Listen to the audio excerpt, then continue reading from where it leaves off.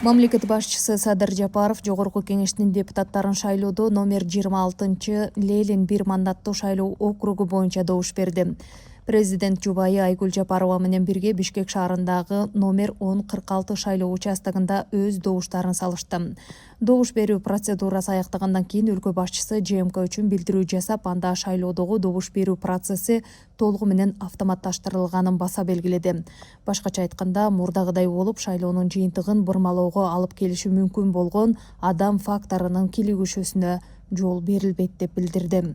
Биз шайлоо системасын бийлик оңдоп, адам фактор аралашпагандай кылып, мындан ары чырчыкпагандай кылып туруп жасап бердик. Эми калганын ошо добушту сатпаганын, анан талапкерлердин сатып алып атканын эл өзүңөр, мына эл деген силерсиңер журналисттер, айылдагыларыбыз, шаардагылар, райондогулар, анан чет өлкөдө жүргөндөр дагы. Мына чет өлкөдө жүргөндөр дагы азыр мурда болсо бир жума мурун келип катталып, мен кийинки жумада шайлоого катышам деп атайы келип катталып, андан кийин келип анан шайлоочу.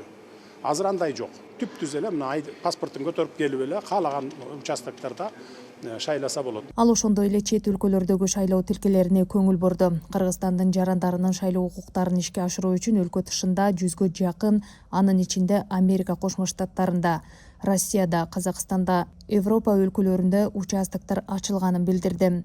Президент Садыр Жапаров шайлоочуларды мамлекеттин таза шайлоо өткөрүү аракетин колдоого, добуш берүүгө активдүү катышууга жана жарандык милдеттерин аткарууга чакырды.